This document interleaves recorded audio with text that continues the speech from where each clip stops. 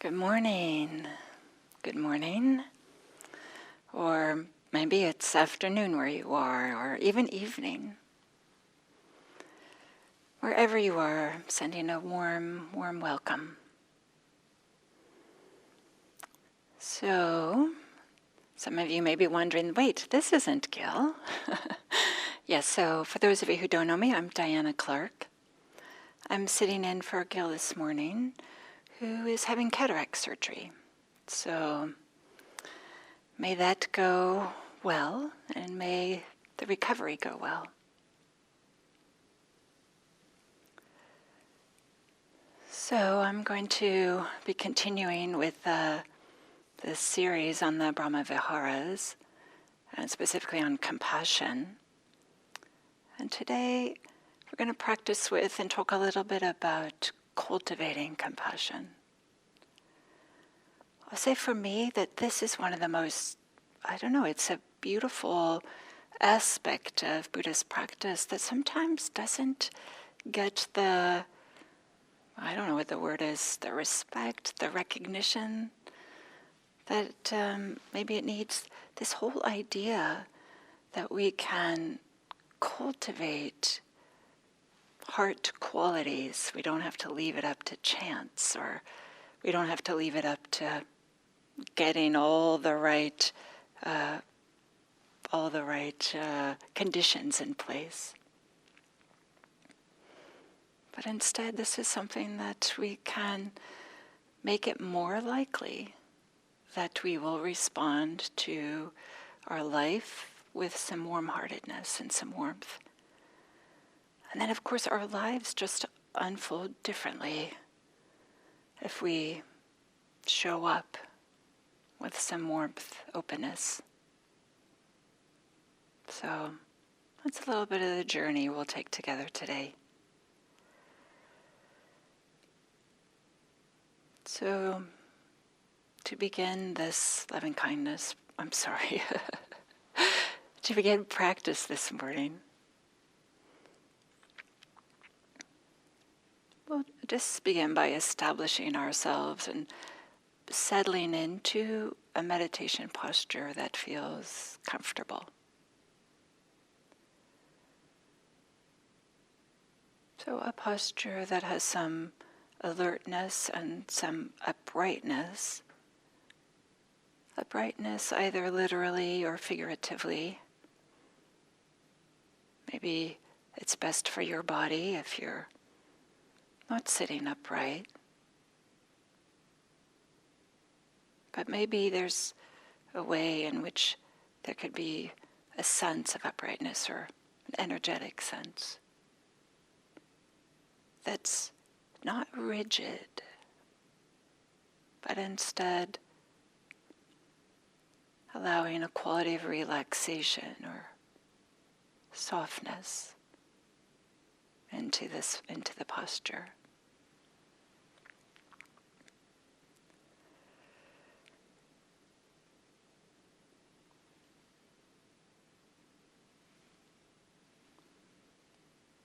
Settling into the body with a sense of balance.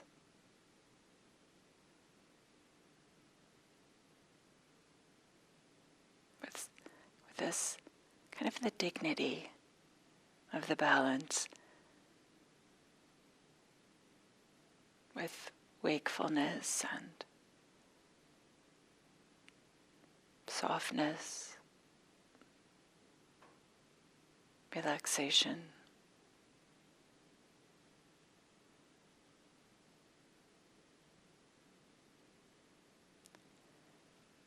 And a sense of openness or spaciousness, if that's possible, available.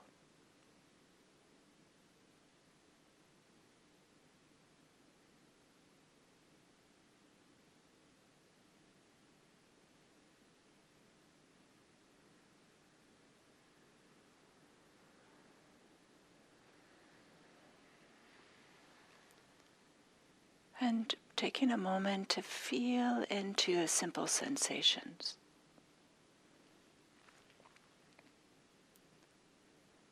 Maybe the back side connecting with the chair or cushion.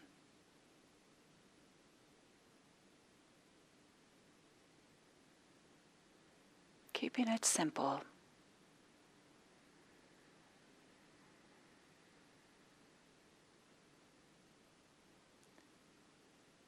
What does it actually feel like right now to be sitting here?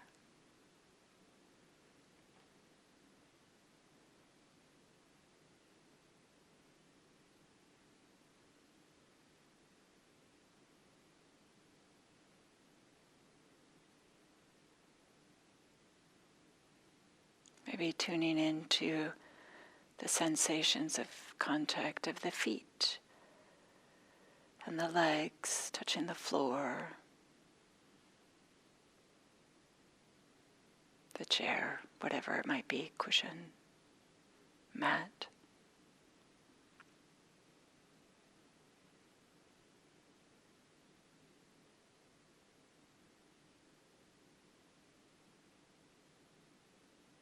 Feeling grounded, feeling connected.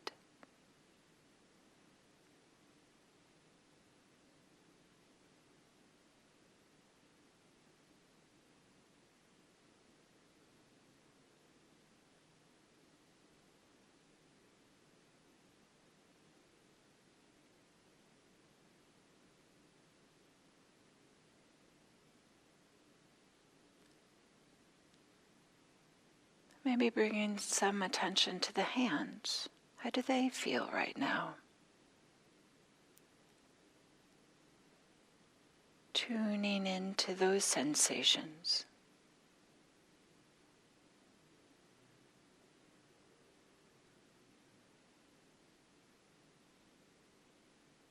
Might notice what the hands are touching. Is it soft or rough? In a really simple way.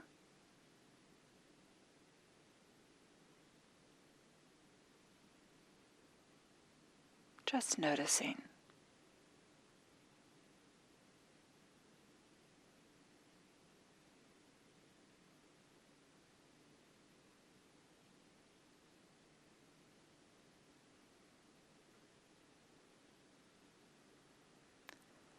And noticing the sensations, maybe like inside the hands, or the sensations of having hands.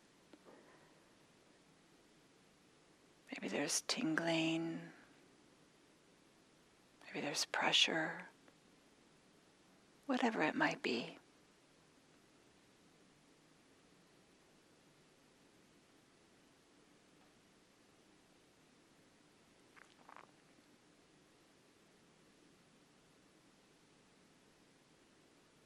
Tuning in to the sensations in the hands in a really simple way. No need to strain or strive. Just keeping it easy, relaxed.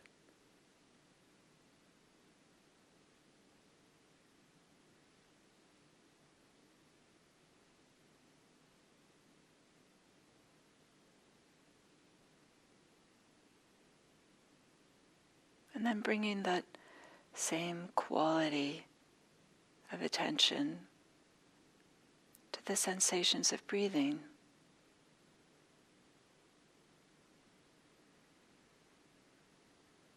Feeling the movement in the chest or abdomen or maybe the nose.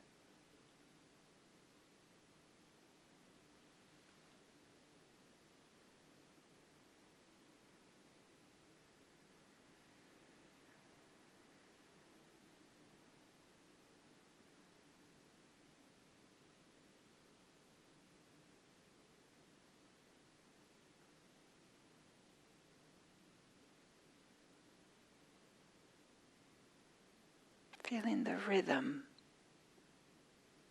of breathing.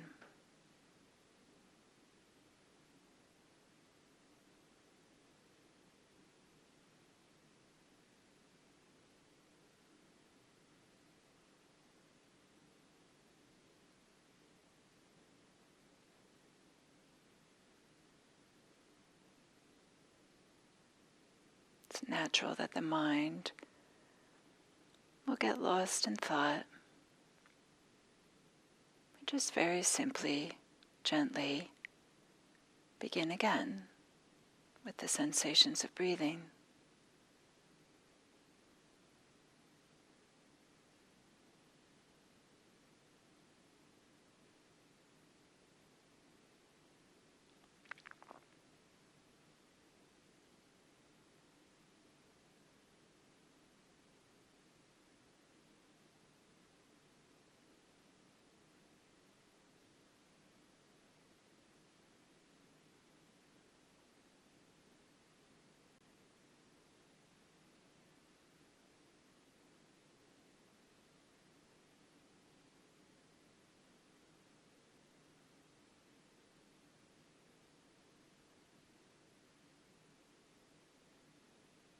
When we find ourselves lost in thought, we don't have to make it a problem.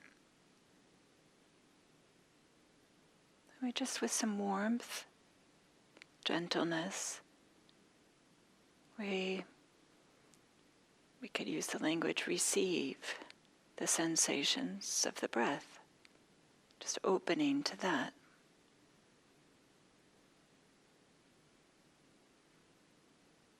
Feeling the expansion and contraction, the stretching, pulling.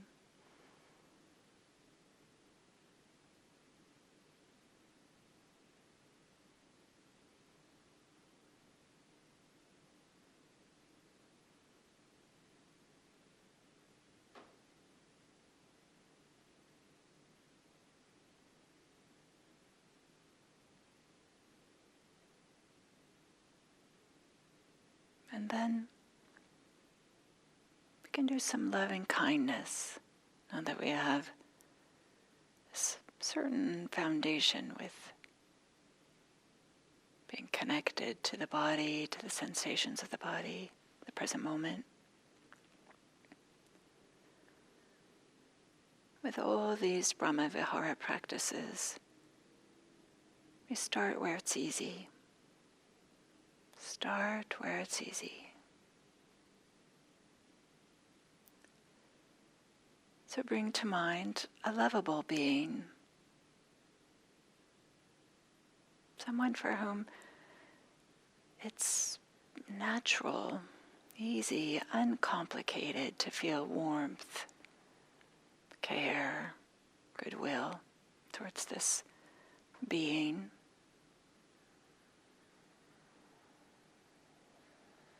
Some people use their imaginations for kittens, puppies, babies.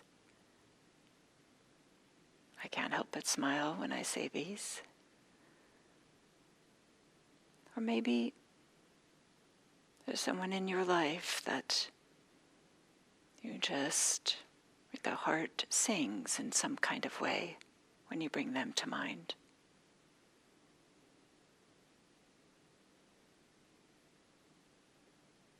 Or maybe it's not someone that you know so well, but someone who has had a big impact on your life that you feel very appreciative.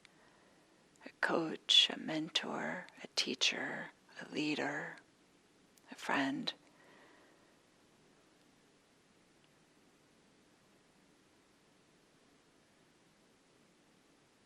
So bringing the lovable being to mind and connecting with your warmth, your care, kindness, metta, love for this person, for this being.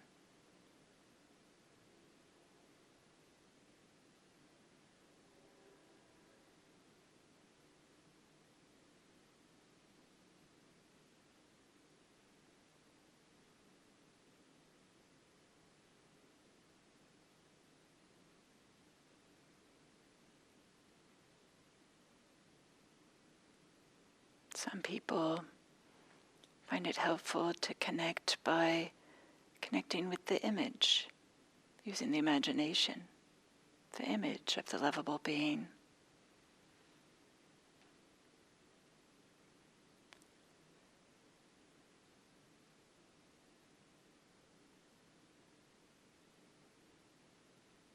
Some people find it helpful to place some attention in the heart area, allowing that to soften and open and radiate.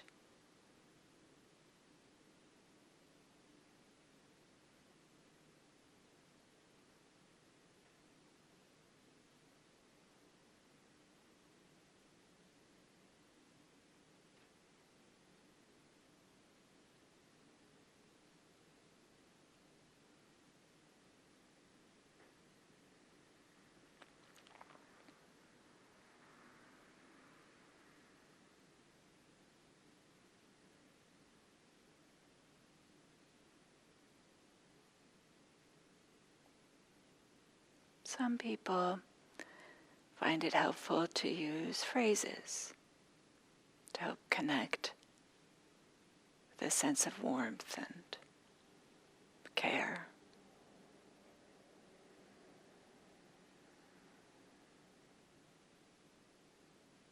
You can use phrases like, "May you be safe."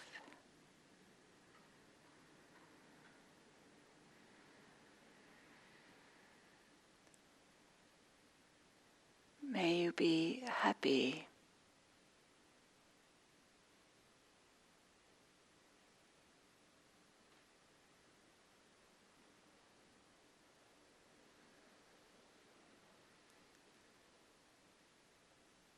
"May you be healthy."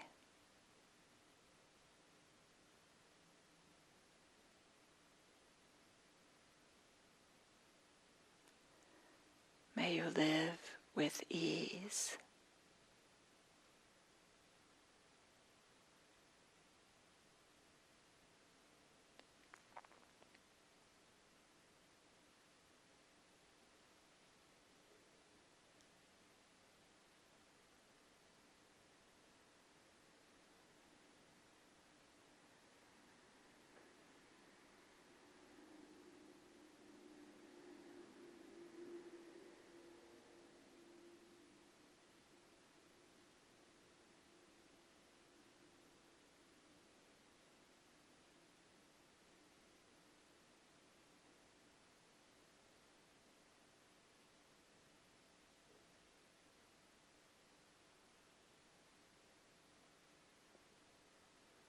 Connecting with the lovable being, with love, with goodwill, warmth, benevolence, respect, care.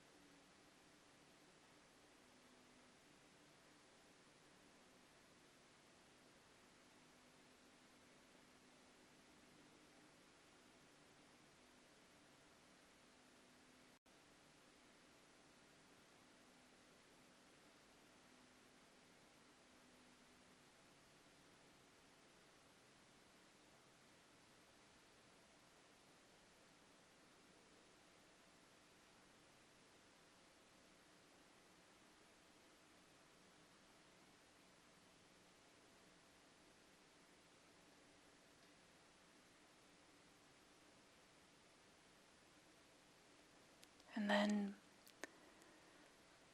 to do some compassion practice, can recognize that all beings have difficulties, whether it's disappointments in their life, some physical pain, discomfort, or loss.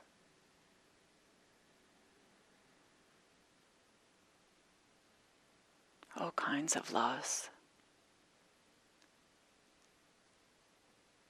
So we can imagine the lovable being having some difficulties. Maybe not the most tragic or difficult. Again, we start where it's easy.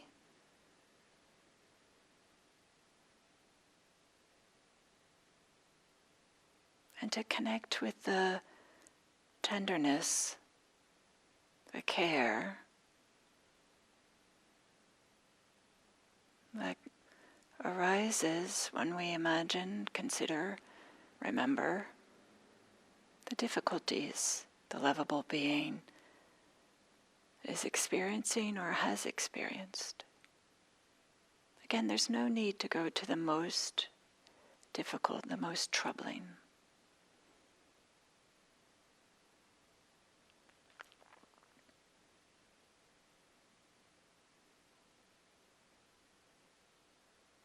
And can we connect with that? With both the lovable being and with a sense of their having dukkha, stress, discomfort.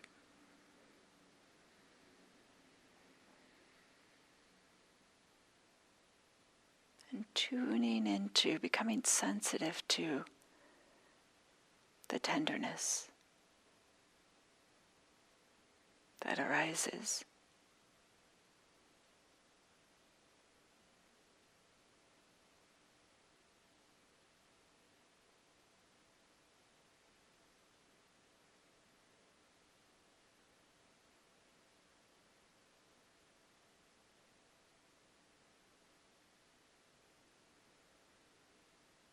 Again, some people find it helpful to connect with the image,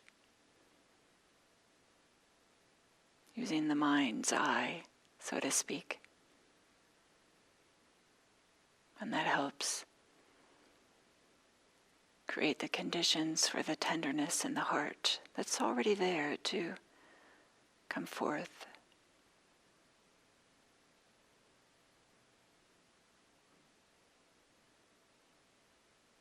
Some people find it helpful to tune into the bodily experience of this tenderness towards the lovable being who's having difficulties. The feeling in the heart center, maybe.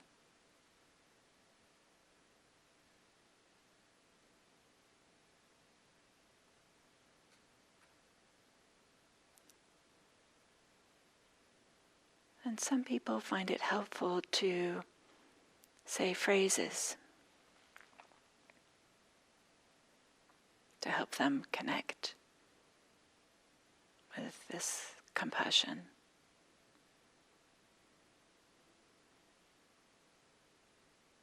We might say something like,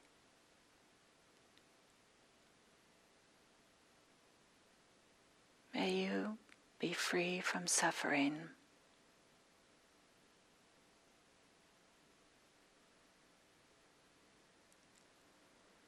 May you know peace.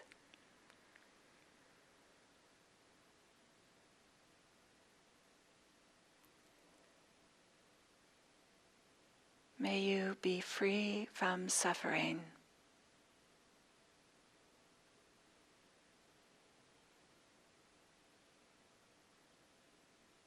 May you know peace."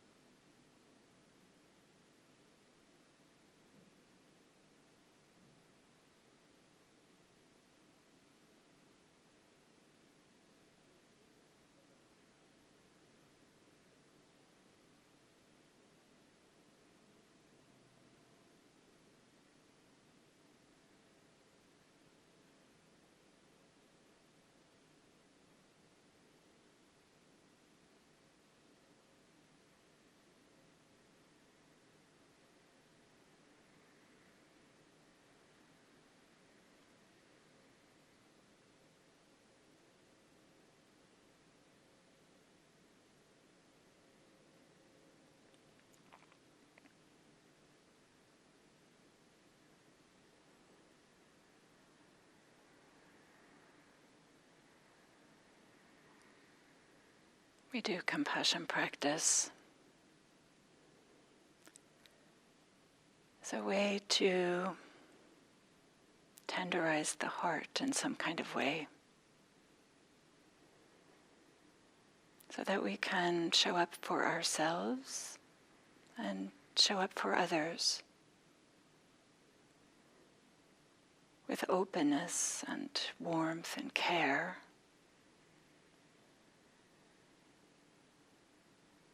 Which turns out to be transformative, both for ourselves and for others that we meet.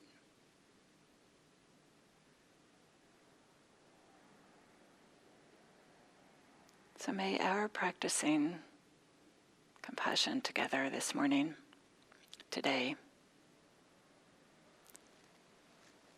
be for the benefit of all beings everywhere.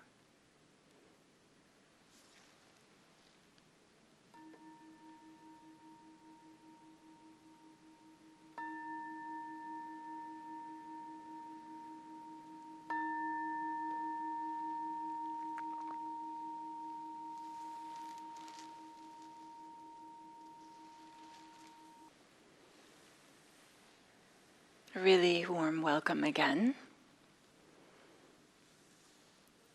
And some of you who don't know, I'm Diana Clark. I'm sitting in for Gil this morning while he's having cataract surgery. I know he's planning to be here tomorrow. We'll see what actually happens. So maybe we can all send some good wishes to Gil this morning.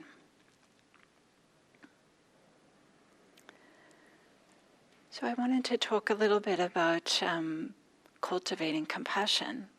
As I said at the very beginning of the guided meditation, for me, it feels like such a remarkable thing that we don't have to be satisfied with our factory setting, so to speak, with the way that our heart opens or has room for or meets difficulties. But instead we can cultivate, we can practice, we can develop compassion. It's a remarkable thing. I think sometimes we underestimate the transformation that is possible with some practice. And certainly the Buddha recognized this with mindfulness practice, with all these practices, right? With concentration practices, the Eightfold Path, and certainly with the Brahmavihara practices. They do make a difference, and they can be transformational in the same way that all other things that we learn can have an influence on us, and that is drop by drop into the water jug is drop by drop into the jug is how the water jug is filled, or something like that. So each moment in which we spend time cultivating has an effect, even though we might not see it at that time, and certainly during meditation, just because we're creating the conditions in which compassion, or indeed loving kindness, any Brahmavihara, might arise, doesn't mean that it is going to arise. We're just putting the conditions in place. It's often the impact or the effects of Brahmavihara practice isn't felt or seen on the cushion, like during the meditation, but it shows up in our daily life as a way that slowly our default reaction to difficulties or different situations that we find ourselves in just starts to be one more and more of warmth and care. So I just want to offer this, that even though the meditation practice is certainly contrived, but it's a purposeful way in which we can develop loving kindness and compassion any of the Brahmaviharas. And even though it might feel like, well, nothing's really happening during this meditation period,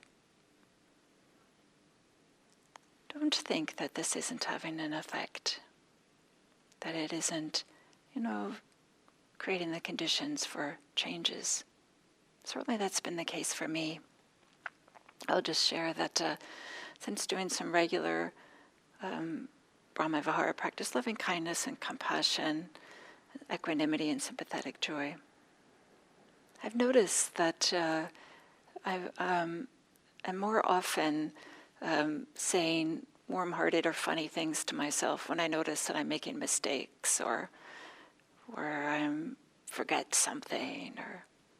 Whereas before there used to be like a tone of little bit of disappointment or even some meanness. Now there's some tenderness in this little inner voice when it speaks to myself. Oh, Diana, it's okay. It's quite something. So Gil earlier this week talked about the compassion. Or yesterday specifically, he spoke about it having different elements. It is a contact with suffering, caring about the suffering, and being motivated to do something about the suffering. So these different elements all come together, and different strengths, different, of course at different times there's different emphases, but I appreciate something very much that Jill Shepherd, a really great Dharma teacher, has said, that she said that compassion is the love child of metta and dukkha. That is, compassion is what arises, what is born out of when this warm-heartedness meets difficulties, or someone else having difficulties, or ourselves having difficulties. So I like this idea of karuna, compassion, being the love child of metta and dukkha. So I wanted to read just a short little excerpt from the suttas that talks about the expressing compassion and one way that the Buddha described it showing up in the world. And this is just an excerpt, and the Buddha says, there are some who have given up, and then there's this long list of maybe things that aren't so helpful. So this long list includes covetousness, ill will, irritability, hostility, offensiveness, contempt, jealousy, stinginess, deviousness, deceit, unhelpful desires, and wrong view. It's a really long list. So there are some who have given these up, and the Buddha continues, and when they have given these up, they are practicing the way that is proper for someone who is a practitioner, who is a follower of his. And then he goes on and he says, and when they see themselves cleansed or abandoned these unskillful qualities, these unwholesome qualities, gladness springs up. There's a certain amount of gladness, like, I don't have all those qualities anymore. And then when gladness arises, then joy arises. And then when joy arises, tranquility arises. And then when tranquility arises, happiness arises. And then when happiness arises, concentration arises. And then with concentration, then the person does loving kindness practice. And they meditate spreading a heart full of love to one direction, and to the second, and to the third, and to the fourth direction. We might say this to the east, to the south, to the west, to the north. And in the same way, above, below, across, everywhere, and all around, they spread a heart full of love to the whole world, abundant, expansive, limitless, free of enmity and ill will. I'll just say briefly, some of you may recognize that little sequence of getting rid of things that are unwholesome or unhelpful, and then it goes into gladness, joy, tranquility, happiness, and concentration. You might recognize this as what Gil was calling Dharma Samadhi, or Samadhi Dharma, Dharma Samadhi, I think. And he did a number of 7 a.m. talks on this, so kind of like connecting that to this Brahmavihara practice.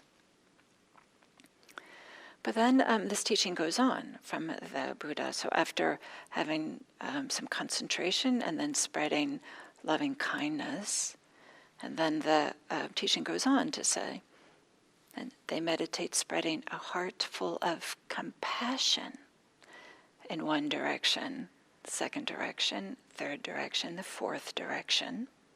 And in the exact same way that was it said about loving kindness, then it goes to compassion.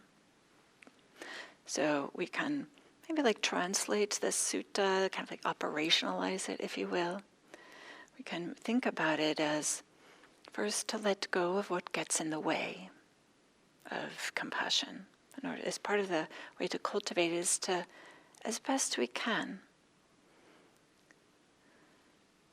So some ways that things that might get in the way of cultivating and practicing with compassion is having fear that we might be too overwhelmed when we meet the suffering. Remember that loving compassion is when loving kindness, this warmth, meets difficulties. And then there's this compassion, this tenderness that just naturally arises. But it's, of course, we might have some hesitation, we might have some reluctance initially to kind of like really meet the suffering. After all, we're hardwired to avoid it, to meet difficulties. So it's natural, and sometimes it's appropriate. Maybe it's not time for us to touch into the suffering of a lovable being or of our own, or maybe we just don't quite have the steadiness to meet the suffering of others. So part of the way we can practice with this is to cultivate some mindfulness and some clear seeing so that we can first recognize whether our hesitation is just a knee-jerk reaction towards fear, and or to recognize it's just a natural hesitation, as well as some mindfulness, some stability of mind and being present for what's happening can help us to become familiar with our own suffering. Because often what happens when we meet the suffering of others is the unfinished business of our own hearts, to use an expression that Jack Kornfield uses. The unfinished business of our hearts gets activated when we meet the suffering of others. So maybe it's worthwhile to spend some time working with our own suffering to increase our capacity, as well as to gain some familiarity. When is our little bit of hesitation of meeting the suffering? When is it just a natural reaction, or when is it some real wisdom saying, now's not the time? So we can spend some time with mindfulness practice and maybe getting some stability of mind, like we did in the guided meditation and like in the sutta. If we use this word concentration, samadhi can also be translated as collectedness or some non-distraction or sense of wholeness or integrity. In some ways, it might be like putting in place a keel in the sailboat. That is, that big long piece that's at the bottom of the sailboat that helps prevent it from getting tipped over when it hits maybe the winds of some suffering. This is one way how we can begin our practice and to work with some of the difficulties we might have. And then we might warm the heart. Maybe we might imagine having some kindling and lighting the kindling. Maybe even sometimes it's paper things that can catch a flame quickly and easily. So we do some loving kindness practice, again starting where it's easy. and allowing the heart to feel warm. And maybe the coziness of sitting in front of some crackling flames in a nice way, in a really nice way. And then we can imagine some difficulties that the lovable being is having. And then allowing the warmth that is already there to be transformed into some tenderness and some care, and some able to connect with the suffering, to care about it, and to have a willingness to do something about the suffering. And recognizing that at the moment we're sitting in meditation. Doesn't mean we're going to get up from our meditation and go fix things. But to recognize that sincere wish for the suffering to end.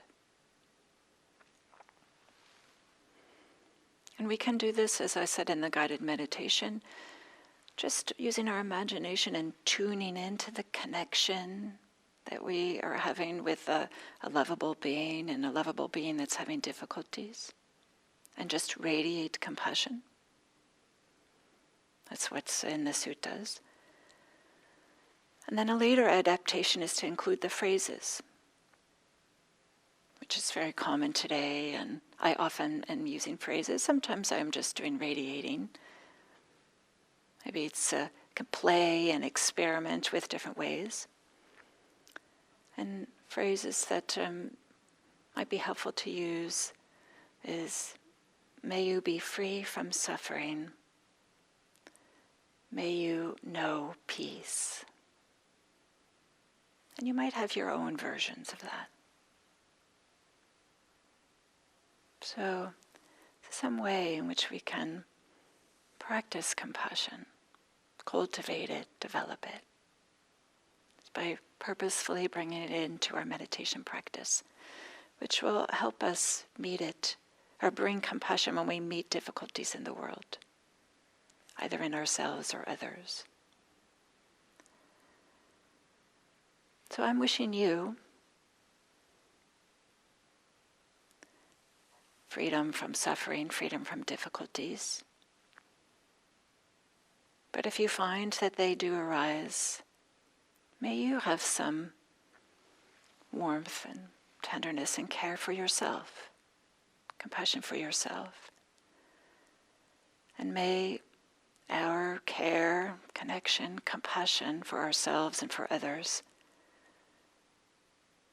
may that benefit all beings everywhere. Thank you.